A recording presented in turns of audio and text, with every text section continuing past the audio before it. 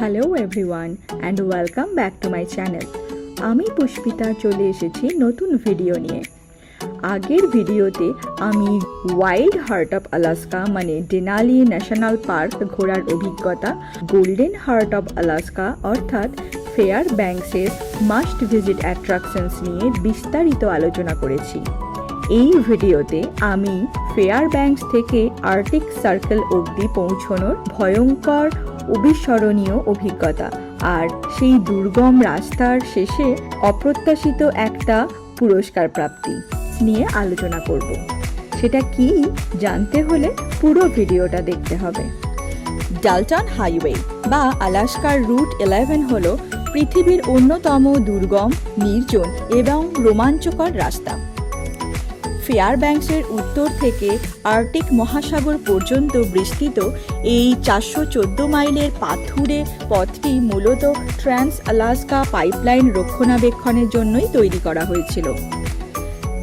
The hall road নামে পরিচিত এই রাস্তায় গাড়ি চালানো মানেই বোরিয়াল বোন, ব্রুকস রেঞ্জ পর্বতমালা এবং বিশাল আর্কটিক তুন্দ্রা অঞ্চলের মধ্য দিয়ে এক এপিক জার্নি। এটাই উত্তর আমেরিকার একমাত্র রাস্তা যেটা ধরে সুমেরু বৃত্ত অর্থাৎ আর্কটিক সার্কেল পার করার অভিজ্ঞতা অর্জন করা সম্ভব। এইবার আসছি এই রাস্তার আশেপাশের মেইন অ্যাট্রাকশনসগুলোতে। প্রথমেই বলতে হয় ফল কালার। আমাদের কাছে এই রুক্ষ দুর্গম রাস্তায় যাত্রাপথের প্রথম সূচনাটাই হয়েছিল ভীষণ সুন্দর ভাইব্রেন্ট ফল কালার দেখার মধ্যে দিয়ে। পাহাড়ের পর পাহাড় জুড়ে অসম্ভব সুন্দর এই ফল কালার ছিল আমাদের কাছে একটা অন্যতম আকর্ষণ। আমরা যত নর্থের দিকে এগোচ্ছিলাম কালার তত বেশি প্রমিনেন্ট অ্যান্ড ভাইব্রেন্ট হচ্ছিল। বুঝতে পারলাম যে এই জায়গাটাতে এখন ফল কালার পিকে আছে। চলে যাচ্ছি পরের অ্যাট্রাকশনে, ট্রান্স আলাস্কা পাইপলাইন। পুরো রাস্তা জুড়ে আপনি এই বিশাল 48 ইঞ্চি স্টিলের পাইপলাইনটি দেখতে পাবেন। এটা আর্কিটেকচারের একটা বিস্ময় যা ভূমিকম্প সহ্য করার জন্য আঁকা বাঁকা করে তৈরি করা হয়েছে এবং পার্মাফ্রস্ট রক্ষা করার জন্য মাটির ওপরে বিশেষ সাপোর্টে এটাকে বসানো হয়েছে। চলে যাচ্ছি পরের অ্যাট্রাকশনে, ইউকন রিভার। এটি আপনার যাত্রাপথের প্রথম মাইলস্টোন বা স্টপ বলা যেতে পারে। প্রায় 2000 মাইল দীর্ঘ এই শক্তিশালী নদীর ধারে ইউকন রিভার ক্যাম্প রাত্রিরে হল্ট করার জন্য বা ক্যাম্প করার জন্য ভীষণ ভালো জায়গা, কারণ এখানে খাবার আর ফিউয়েল পাওয়া যায় যেটা এই জনমানবহীন রুক্ষ পথে খুবই বিরল। আর এই নদীর তীরে এই বিশাল বড় একটা ফুটপ্রিন্ট আমরা দেখতে পেয়েছিলাম। এটা যে কোনো বিশাল বড় ভাল্লুকের ফুটপ্রিন্টের থেকে প্রায় 10 গুণ বড় ছিল। যারা রূপকথার গল্প পড়ো তাদের মাথায় আসতেই পারে যে এটা হয়তো বিগফুটের ফুটপ্রিন্ট। তবে হ্যাঁ, তো এটা নিয়ে আমরা নিশ্চিত হতে পারিনি। এরপর চলে যাচ্ছি পরের অ্যাট্রাকশনে, ফিঙ্গার মাউন্টেন। আঙুলের মতো দেখতে একটি বিশেষ পাথরের নামানুসারে এর নামকরণ করা হয়েছে। বুঝতেই পারছেন সেটা, আশা করি ছবি দেখে। লং ড্রাইভে এটাও একটা ছোট্ট স্টপ নেওয়ার জন্য চমৎকার জায়গা।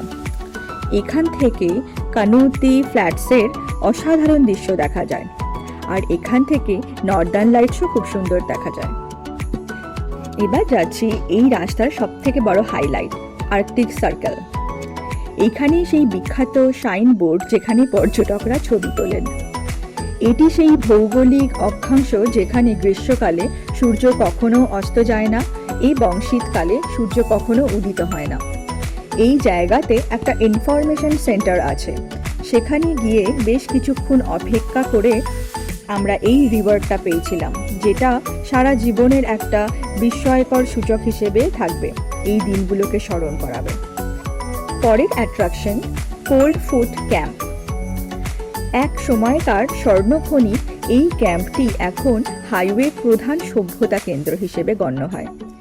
এখানে পোস্ট অফিস, টায়ার মেরামতের দোকান এবং একটি চমৎকার ভিজিটার সেন্টার রয়েছে। এটিও পৃথিবীর নর্দার্ন লাইট দেখা জায়গাগুলোর মধ্যে অন্যতম। পরের অ্যাট্রাকশন, অ্যাটিগুন পাস। এটি আলাস্কার সর্বোচ্চ গিরিপথ যা কন্টিনেন্টাল ডিভাইড অতিক্রম করে। খাড়া পাহাড়ের গায়ে এখানে প্রায় ডল শিপ দেখতে পাওয়া যায়, তবে আবারও খুব নিখুঁতভাবে দেখতে হয়, কারণ বরফ থাকলে এরা একদম বরফের সাথে মিশে থাকে। এখান থেকেই পাহাড়ি এলাকা শেষ হয়ে উত্তরে ঢালের সমতল শুরু হয়। চলে যাচ্ছি পরের অ্যাট্রাকশনে, ওয়াইজম্যান।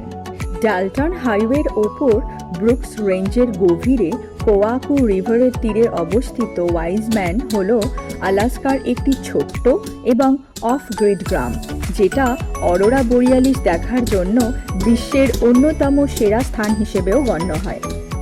এছাড়া গেট অফ আর্কটিক, বরফের সময় ব্রুকস রেঞ্জের ভেতর কুকুরে টানা স্লেজ ডোর, আর একটা হিস্টোরিক স্বর্ণ খনির সরঞ্জাম ও ফটো সংরক্ষণকারী মিউজিয়াম হলো এই জায়গার অন্যতম অ্যাট্রাকশন। চলে যাচ্ছি পরের অ্যাট্রাকশন, ডেড হর্স অ্যান্ড প্রুডহো বে। রাস্তার একেবারে শেষ প্রান্ত ডেড হর্স মূলত তৈল খনির শ্রমিকদের একটি শিল্প এলাকা। আপনি যদি আর্কটিক মহাসাগর ছুঁয়ে দেখতে চান, তবে আপনাকে কমপক্ষে 24 ঘন্টা আগে প্রাইভেট শাটল ট্যুর বুক করতে হবে, কারণ সমুদ্র তীরটি সংরক্ষিত তৈল খনির এলাকার ভেতরে অবস্থিত, আর সেখানে ট্যুরের মাধ্যমেই পৌঁছানো সম্ভব। সেই দিন খুব খারাপ ওয়েদারের জন্যে রোড ক্লোজার ছিল, আর কমার্শিয়াল ভেহিকেল অ্যালাউড ছিল না বলে আমরা এই জায়গা অবধি পৌঁছতে পারিনি। চলে যাচ্ছি এই রাস্তার শেষ এবং অন্যতম অ্যাট্রাকশন, সেটা হচ্ছে নর্দার্ন লাইটস। পুরো রাস্তাটাতেই লাইট হ্যাজার্ডস একদম নেই বললেই চলে, তাই পুরো রাস্তাটার আশেপাশে যে কোনো ক্যাম্পিং গ্রাউন্ড বা যে কোনো অ্যাট্রাকশন পয়েন্টই নর্দার্ন লাইটস দেখার জন্য একদম অ্যাপ্রোপ্রিয়েট জায়গা। এইবার 2026 সালে ভ্রমণের জন্য কিছু জরুরি এবং ইম্পর্টেন্ট টিপস শেয়ার করছি। সবার প্রথমে বলতে হবে রেন্টাল কার। আলাস্কার বেশিরভাগ সাধারণ রেন্টাল কোম্পানি তাদের গাড়ি ডালটন হাইওয়েতে চালানোর অনুমতি দেয় না। যদি আপনি সাধারণ রেন্টাল গাড়ি নিয়ে সেখানে যান এবং কোনো দুর্ঘটনা ঘটে, তবে ইন্স্যুরেন্স কিন্তু কাজ করবে না। ডালটন হাইওয়ের জন্য আপনাকে এক বিশেষ রেন্টাল কোম্পানি থেকেই গাড়ি রেন্ট করতে হবে, যেমন আলাস্কা 4x4 রেন্টালস বা গো নর্থ বা আর্কটিক আউটফিটার্স। আমরা আর্কটিক আউটফিটার্স থেকে কার রেন্ট করেছিলাম। এবার আসি গাড়িতে যেই জিনিসগুলো থাকা অত্যন্ত আবশ্যক, সেটা হচ্ছে স্পেয়ার টায়ার্স। অন্তত 2টি পূর্ণ অতিরিক্ত টায়ার থাকা এবং সেই টায়ার চেঞ্জ করার ইনস্ট্রুমেন্ট থাকাও খুবই জরুরি, কারণ ধারালো পাথুরে রাস্তার ওপর টায়ার পাংচার হওয়া এখানে খুবই কমন। এরপর জ্বালানি মানে ফিউয়েল। পেট্রোল পাম্প এখানে খুবই কম, তাই যখনই সুযোগ পাবেন ট্যাঙ্ক ভর্তি করে নিন, আর প্রয়োজনে অতিরিক্ত ফিউয়েল ক্যান সাথে রাখুন। পরে যে জিনিসটা থাকা অত্যন্ত আবশ্যক সেটা হচ্ছে সিবি রেডিও। ট্রাক চালকদের সাথে যোগাযোগ করতে এবং রাস্তার অবস্থা জানতে এটি খুব কার্যকর। চ্যানেল 19 ব্যবহার করা হয় মেনলি। এরপর যেটা রাখতেই হবে গাড়িতে সেটা হচ্ছে সার্ভাইভাল কিট, অর্থাৎ খাবার, জল, গরম কাপড় আর ফার্স্ট এডসের সরঞ্জাম, কারণ এখানে ফোন নেটওয়ার্ক নেই বললেই চলে, তাই কোনোভাবে আটকে পড়লে বা কোনো দরকার হলে এই জিনিসগুলো খুবই কাজে আসবে। এছাড়াও অন্যান্য সতর্কবার্তা হচ্ছে রাস্তাটা প্রচণ্ড নুড়ি পাথরের, উড়ন্ত পাথরে গাড়ির কাঁচ ভাঙা বা কাদায় গাড়ি আটকে যাওয়ার সম্ভাবনাও এখানে থাকে। আর ট্রাক চালকদের অগ্রাধিকার এই রাস্তায়। এই রাস্তাটা বানানোই হয়েছে ট্রাক ড্রাইভারদের জন্য, তাই বড় বড় ট্রাকগুলোকে সবসময় আগে যেতে দেবেন। আর নেটওয়ার্ক পুরো রাস্তায় 90% এলাকাতেই কোনো মোবাইল সিগন্যাল থাকে না, আর জরুরি অবস্থার জন্য স্যাটেলাইট মেসেঞ্জার ব্যবহার করা হয়, তাই গাড়িতে এই স্যাটেলাইট ফোনটা অবশ্যই যেন থাকে। আশা করছি এই বছর বা এর পরের বছর এই জায়গা বেড়ানোর পরিকল্পনা করলে আমার এই ইনফরমেশনগুলো আপনাদের অবশ্যই কাজে আসবে। তাহলে কেমন লাগলো ইনডমিটেবল আলাস্কা? অবশ্যই কমেন্ট বক্সে জানাবেন। এই ভিডিওটা ভালো লাগলে প্লিজ লাইক আর শেয়ার করবেন, আর প্লিজ আমার চ্যানেলটা সাবস্ক্রাইব করবেন। আপনাদের সাপোর্ট আমাকে আরও বেশি ইনফরমেটিভ ট্রাভেল ব্লগ বানাতে এনকারেজ করবে। এই জায়গাটা নিয়ে যদি আপনাদের কোনো কোয়েশ্চেন থাকে সেটাও জানাতে পারেন আমাকে কমেন্ট বক্সে, আমি নিশ্চয়ই রিপ্লাই করব। আজকের ভিডিও এখানেই শেষ।